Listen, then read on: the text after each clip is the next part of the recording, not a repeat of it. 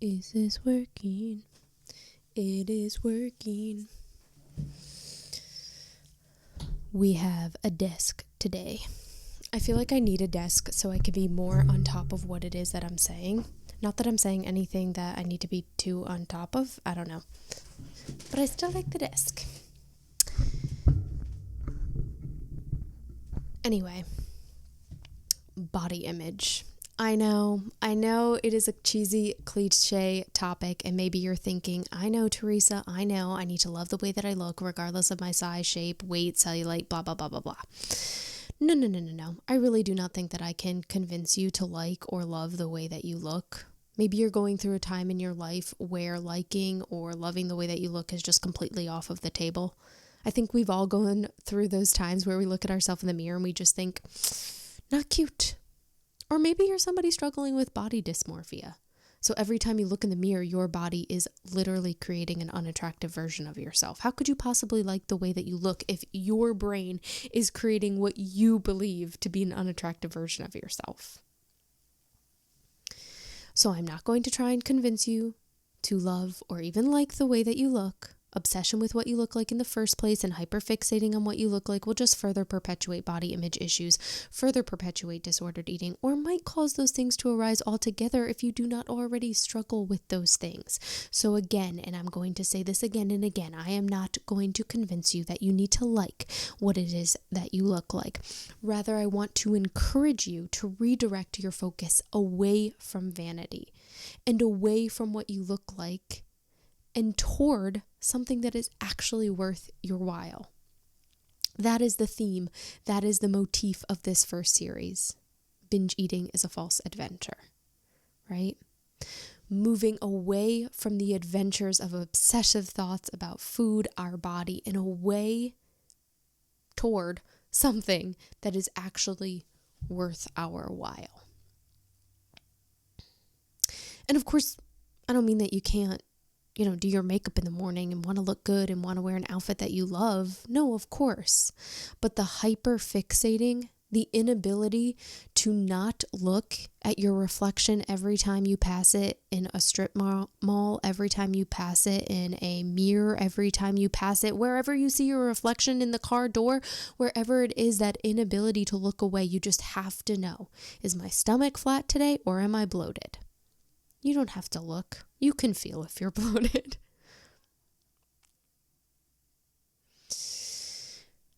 So no, again, you do not need to like what it is that you look like. You do not need to love what it is that you look like.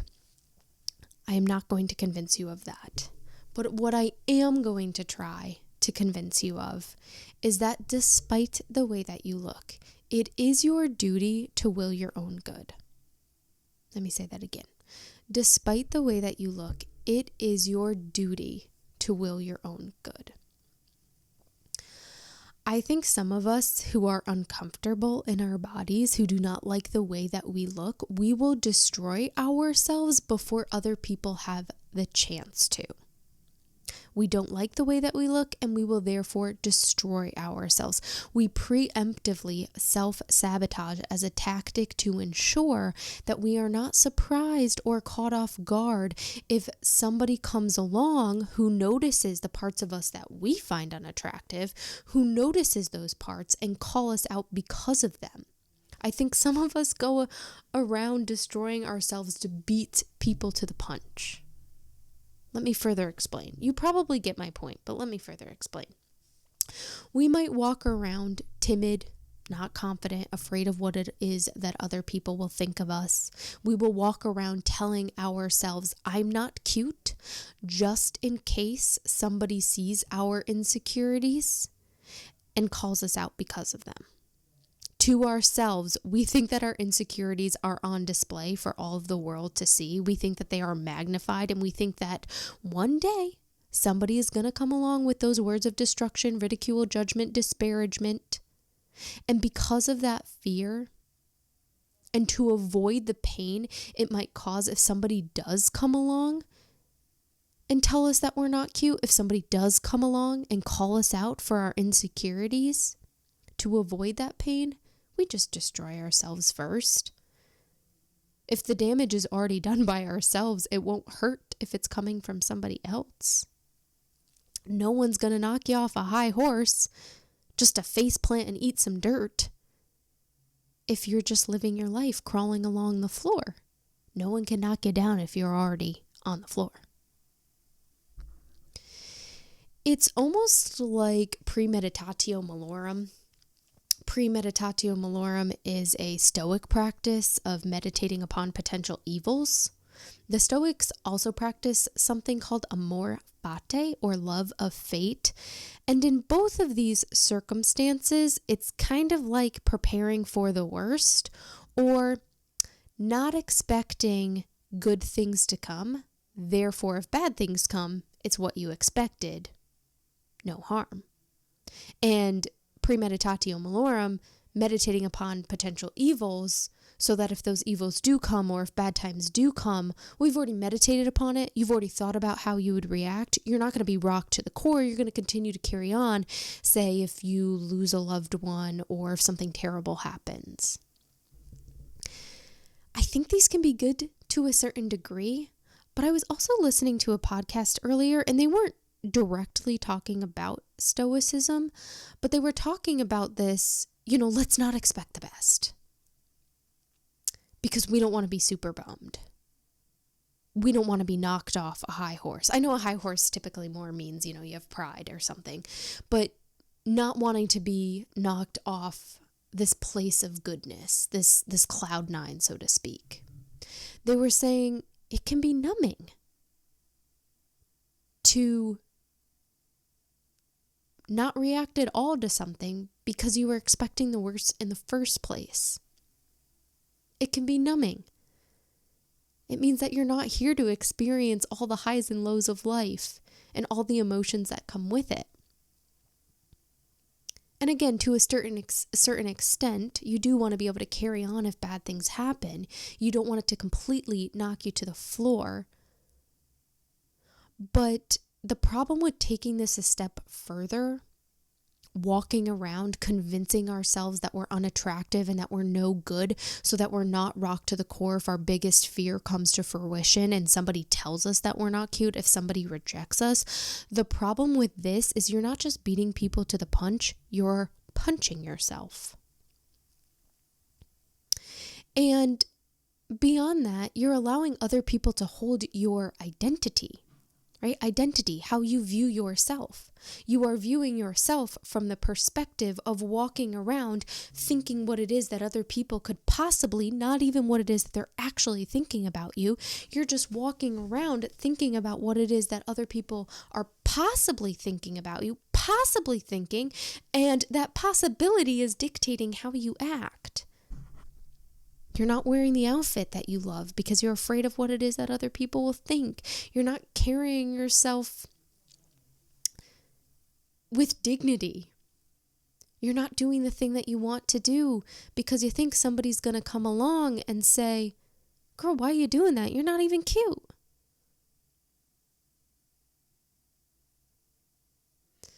So no, you do not have to like your body, but you sure as hell should not self-sabotage. You cannot self-sabotage just because of the way that you look. You cannot beat people to the punch.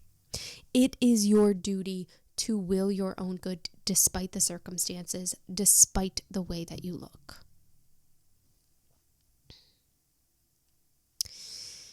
It was not until this year that I actually learned what it means to have a bad body image. I always thought that having a bad body image meant that you just don't like the way that you look.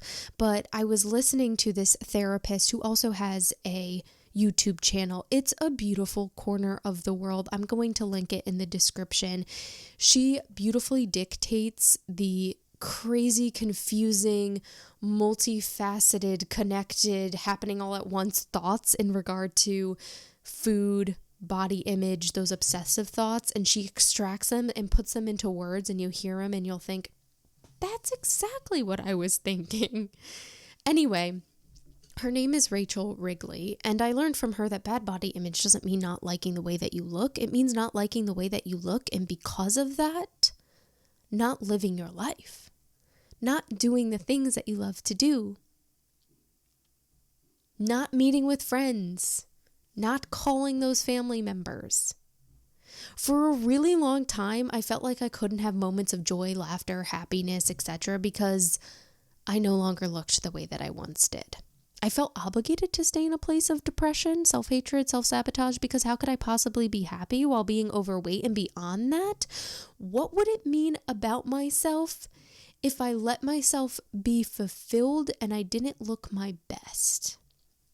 I was afraid, again, back to my earlier point, that people would be looking at me and thinking, why are you so happy, girl? You're not cute. Why are you being yourself? Why are you so content? You're not even cute. Excuse me, Teresa, you over there? You on your high horse?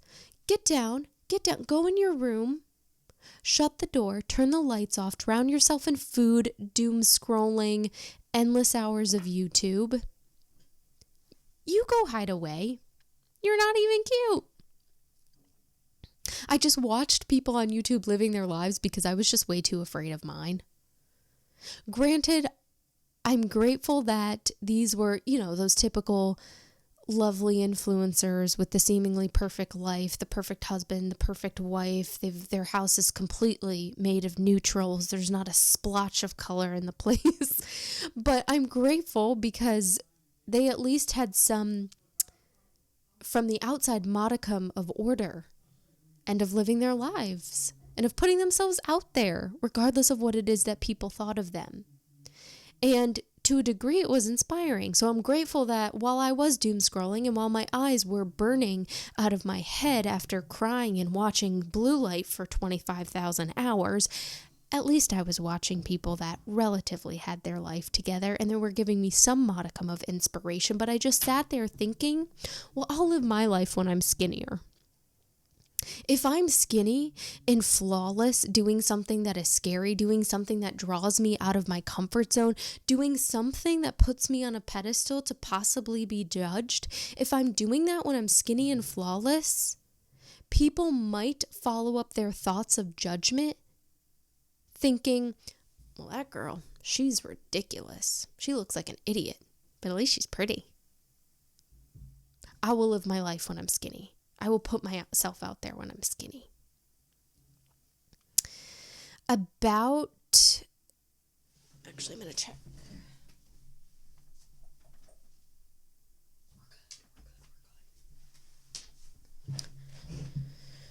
About 8 months ago, I filmed what I thought was going to be the first episode of this podcast, and I played it back to myself, and I thought, I'm in the process of losing weight. I'll refilm this in a couple of weeks when my face thins out a little bit. I allowed vanity to take the reins and dictate what I did. I was going to focus on my physique. I was going to focus on what I looked like instead of pursuing something that I find fulfilling, challenging, something that might bring light to some people. And this hyperfixation just led to perfectionism. It just led me back to the train of disordered eating. And to follow, I went down a hole of anxiety and depression. As I talked about on the last episode this past year, I was definitely at the lowest point I've ever been. Definitely the furthest I've ever gone down that hole. And the predecessor was kind of me looking at myself and thinking, just not skinny enough. Not yet. Not thin enough. Not flawless enough. And it just spiraled into not only binge eating, but again, depression and anxiety. And not only was it the deepest anxiety, but I had the weirdest manifestations of anxiety. And I'm going to read them off just for a little bit of comic relief. Not that anything that I'm saying is too heavy, that we need comic relief. But anyway, thinking back in retrospect, they kind of make me laugh. But I went through this really weird bout, of where my stomach was burning. This is making me think of This is making me think of that old form of torture that they used to do in parts of Asia, or maybe it wasn't Asia, maybe just around the world. I think it was during medieval times, where they would torture somebody by putting a rat on their stomach. Sorry, this is going to be really gross, but they would put a rat on their stomach, and then they would take a really hot bowl or something that was really hot and place it over the rat, so the rat would want to escape. Rat couldn't escape out the bowl, so yeah, burrowed and ate through the person's stomach. Sorry, I know that's really gross. Anyway, that's what I think about when I think of this manifestation of my anxiety, where I went through a couple of bouts where I thought that a hole was going to burn through my stomach. I remember pacing back and forth one time, freaking out, nearing panic attack, thinking, oh my God, I need to go to the hospital. Like, my stomach is on fire. There is a really hot coal that somebody has taped to their knuckles, and they're punching it through my stomach right now.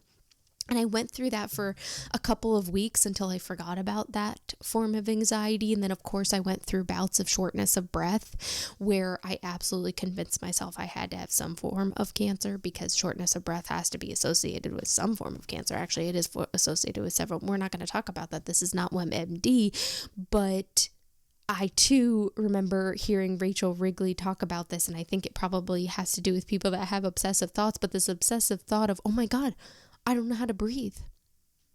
I forgot how to breathe. And that's exactly what I thought. I thought I didn't know how to breathe. And for several months, it would like come back for a week at a time, and then it would go away. I'd kind of forget about it, week at a time. I would sit there at my desk at work and be like, can't breathe. That was number 2. Number 3, I absolutely convinced myself that I had stomach cancer. It was just a pulled muscle. It went away in a couple of weeks. To follow that up, I definitely convinced myself that I had inflammatory breast cancer, to the point where I actually came to peace with it. And I thought that I would be fine. I was like, it's fine. It's just inflammatory breast. Don't look up inflammatory breast cancer, actually. It's very rare, and I thought that I had it at the age of 24.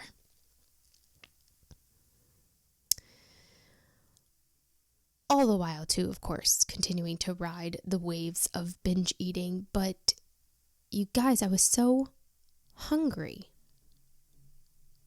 And I know in the last episode, we talked about how I was going through this restrictive period. So physically, I was hungry, but as indicated by the anxiety and depression, I was not just hungry for food. I was hungry for those things that are fulfilling. I was hungry for human connection. I was hungry for a creative project. And when you're in that hole, it is so hard to get out of that hole. Anxiety, right? It's self-focused. It comes back to pride, which is ultimately the opposite of love, I think. And not the pride where you flip your hair and you're like, oh yes, I'm so amazing. But the pride of you can't stop thinking about yourself. And you're avoiding doing the things that are ultimately best for you. Anxiety, self-focused. You can't get outside of your head. And I'm not sitting here saying, oh my gosh, anybody who has anxiety, they're just these selfish individuals and they need to go help somebody. No, I don't mean it as a form of condemnation, but I mean, once you start to focus on somebody else or help somebody else or call that friend or do something else that is not focused on you, it draws your focus away from all of these obsessive thoughts. It draws your focus away from continuing through that loop of anxiety and those obsessive thoughts that are just continuing to keep you there. And it's almost as though those neurons start to open up and it uses a different pattern. You help somebody, you think about something else. And when you stop doing those things, you think, oh, I just forgot about my anxiety. It's like Narcissus, right, from Greek mythology. Narcissus could not stop staring at his reflection in the little pond or lake, whatever it was. And he died. How did he die? He died of hunger and thirst. He was so self-focused that he forgot to give himself the things that he needed. He forgot to eat. He forgot to drink. He couldn't look away. And I think oftentimes we think of Narcissus as being a narcissist in the sense of can't possibly think about what it is that other people might be feeling and thinking. I think that's probably more so what a narcissist is. But I think it's painting this picture of vanity where if you're just so self-focused, not only are you not focusing on the people around you, but you're not giving yourself what you ultimately need. You're forgetting to feed yourself. You're forgetting to drink water. Not literally, but figuratively.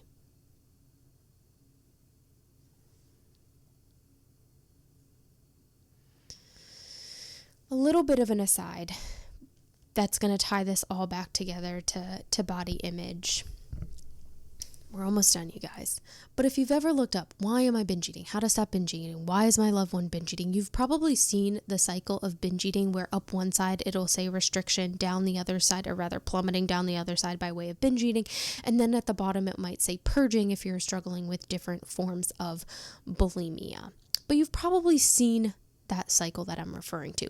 Point number one, I want us to reconceptualize it as a triangle. Obviously, I don't have a bone to pick with it being a circle, not a nasty bone to pick. I'm just, I want us to reconceptualize it as a triangle because a triangle indicates that there is a way out and a circle indicates that there isn't a way out. It makes sense that the circle is going to be depicted in diagrams, books, and literature, videos, right? Because it's depicting what it feels like to have this addictive cycle or to have an addictive cycle is it feels very much like a circle. It feels like there's no way out. But let's think of it more as an adventurous triangle. Again, too, keeping in line with the theme, the motif that binge eating is a false adventure. But if you think of it as a triangle, on either side, either down one side, down this side of the mountain, there's a way out. Down the other side of the mountain, there's a way out. Anyway, that's my first point. My second point is vanity draws us back to that left side of the mountain. That left side that's rooted in perfectionism, hyper-regimented calorie counting, working out, obsessive thoughts about food, obsessive thoughts about what you look like. If you hop on the left side of the mountain and you start to lean into perfectionism, as we know, this is not the type of hike where you start one side, you get to the top, you turn around, you go back down the same side. And if you have the wherewithal to do that, if you realize that you're leaning into perfectionism and you think, the 15 other times I did this, it really ended in me binge eating, then I encourage you to turn around. But typically, it's not an out and back type of hike. And we want it to be. We tell ourselves over and over again, I'm going to be super strict, and then once I achieve that ideal body image, I'll start to dial it back. But a couple things. One, have you ever white-knuckled it through a snowstorm? You're hyper-vigilantly trying to stay on the road and not fall off course, but what happens when you get home is you release, right? That parasympathetic nervous system takes over. Your body starts to recoup from all the energy you use just to try and stay on the road, all that stress and exhaustion. You relax, you go to bed, you take a really long nap. For those of us who relax after staying hyper vigilant, hyper restrictive, perfectionism, well, what is our relaxation associated with? What is our release associated with? It's typically associated with binge eating. If not, we wouldn't be struggling with this problem. As we talked about in episode 1, it is that release of all internal control mechanisms. Point number 2, and this brings us back to body image. Oftentimes, body dysmorphia and body dissatisfaction are associated with those struggling with disordered eating, eating disorders, and binge eating. So this idea that I'll turn around, this will be an out and back type of hype because I'll turn around when I achieve that ideal body image is such a conundrum. It's a catch-22 because if you're struggling with body dysmorphia, how do you know when the ideal body image is changed? Or the goalpost changes and you're like, not skinny enough. I think we've all looked at old pictures of ourselves through our camera roll and thought, what was I so worried about then? I looked fantastic. My abs were popping out. I was reading a review from 2017 named Different Facets of Body Image Disturbance in Binge Eating Disorder. A review. First author, Mirelle Lua, states this: Williamson and colleagues postulate, Williamson just being a researcher, I don't mean just, sorry Williamson, but Williamson and colleagues postulate that different kinds of cognitive biases such as attentional biases, memory biases, and interpretation biases contribute to the disordered body image in individuals with eating disorders. Attentional biases are defined as the selective visual processing of disorder-specific stimuli. Stronger attention allocation towards unattractive as opposed to attractive parts of one's own body among females with body image disturbance or eating disorders. I don't know why, I just felt like I needed to go into British accent there, but a lot of verbiage.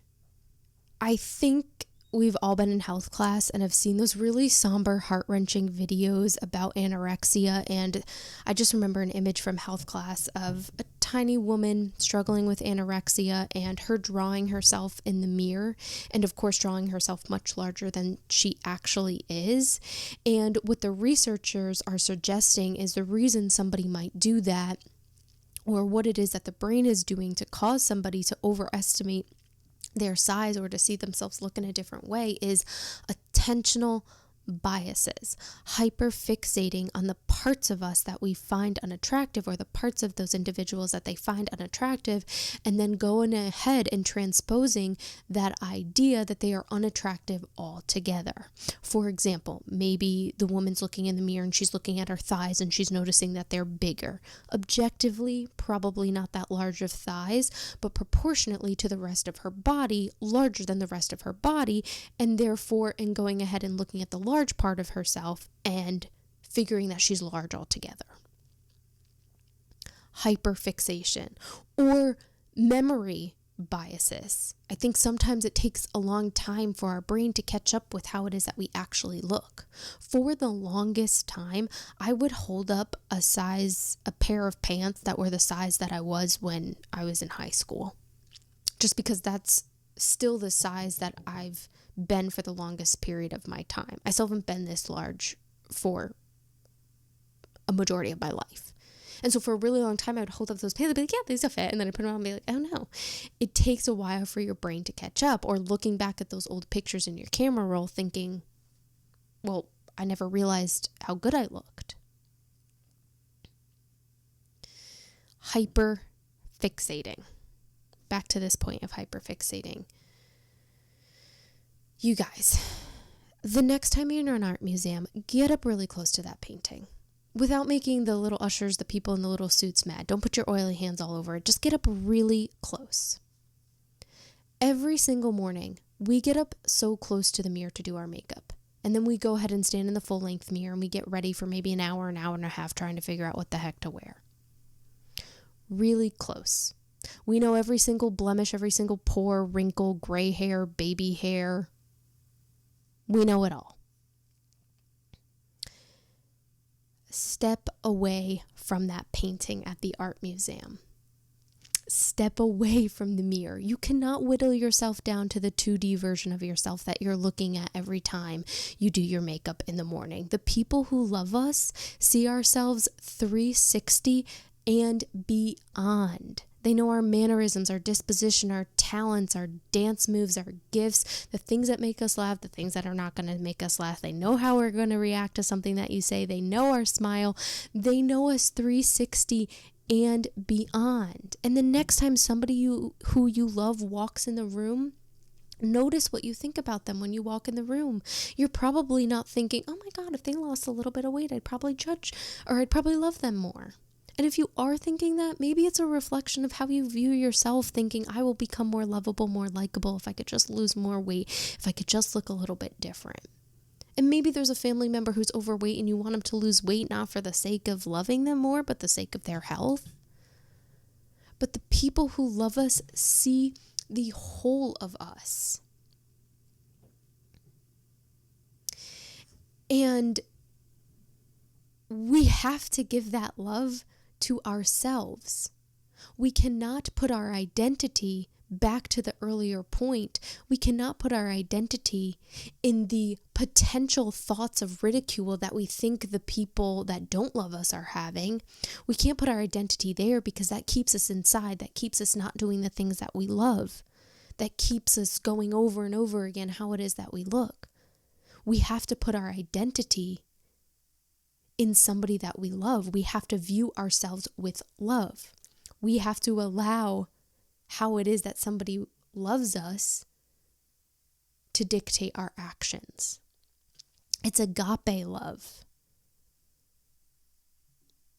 Pepperdine University defines agape love as the kind of love and action that shows empathy, extends the desire for good of the beloved, wants the best, extends help or demonstrates good intentions, and is intended for everyone. Agape love is sacrificial. We have to view ourselves with that form of love. There's several types of love. This is like brotherly love. This is like, somebody who loves us, not necessarily just our significant others, but how they view us is they desire our good. We do not have to like the way that we look, but despite the way that we look, we have to will our own good. We have to view ourselves with love. We have to identify with something or someone that loves us, and we have to view ourselves with that thing. That thing wants what is best for us. A loved one wants what is best for us. Our loved one does not see you sitting there struggling, spiraling downward post binge and think, I want you to continue spiraling downward. No. They say, come on, let's go outside. Or come on, go do something that you love. They want you to spiral upward. But we think that we need to destroy ourselves because of the way that we think that other people are looking at us. We think, I can't do the things that I love. Somebody's going to see me doing it and think, well, you're not cute. Why are you even doing that? We have to view ourselves and act in accordance with this agape love. Sorry, I know it sounds really cheesy. And it's sacrificial. It doesn't necessarily mean that it's easy, but it is what is ultimately best for us, and I think it will bring us to fulfillment. It will bring us to more wholeness. It is not perfectionism that is going to draw us out of this problem. It is not hyper-regimented calorie counting. It is not hyper-regimented working out. It is not perfectionism. It is perfect love. Being in the pits of hell thinking, I want to turn around and will my own good. I'm not treating myself well. I'm thinking that I'm unworthy of this love because I don't look perfect. You're in your body, like you are you. You carry around, you live with yourself every single day. It is exhausting not to will your own good, not to take care of yourself.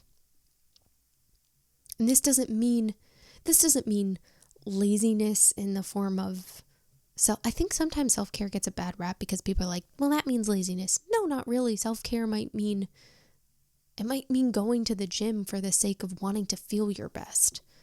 It might mean resting. Maybe you need a rest day. It is not by way of perfectionism. It is by way of perfect love. And I'll finish it up with this. One time I was on a run, and it was probably post-binge. There's been so many moments post-binge. But I was on a run. It's a beautiful run. I used to do it when I lived out in California, and so the sky would get so pink and purple when the sun would set. And it was really quiet. And it was a rocky path, kind of rocky, sandy. So it just made like this really calming noise. And not far away from people. There was a neighborhood right next door, so I always felt really safe. Anyway, I was on a run, and I stopped myself, and I thought, so many times I haven't gone for a run because I was punishing myself. I was thinking, you're never going to get through this problem. You're never going to look the way that you want to look. Why work out?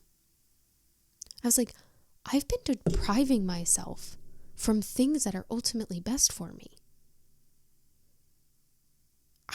This run is making me feel fantastic. The cool air. I'm like mile 5 in.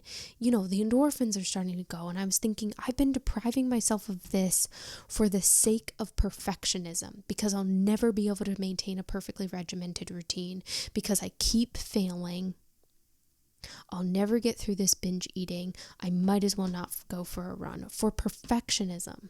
Whereas the perfect love is going because post-run, or post doing that thing that's ultimately best for you. I'm not saying you have to become a runner. We're not all meant to be runners. I'm not a runner, clearly, but I can, go for enough miles to get those endorphins going. But not doing that thing has been depriving myself because I've just been hyper fixating on perfectionism, leaning into perfectionism, failing, and then depriving myself of what is ultimately best for me in the first place. You do not have to like the way that you look. You do not have to love the way that you look, but it is your duty to will your own good. Sorry, I don't mean to have such a stern face there, but I mean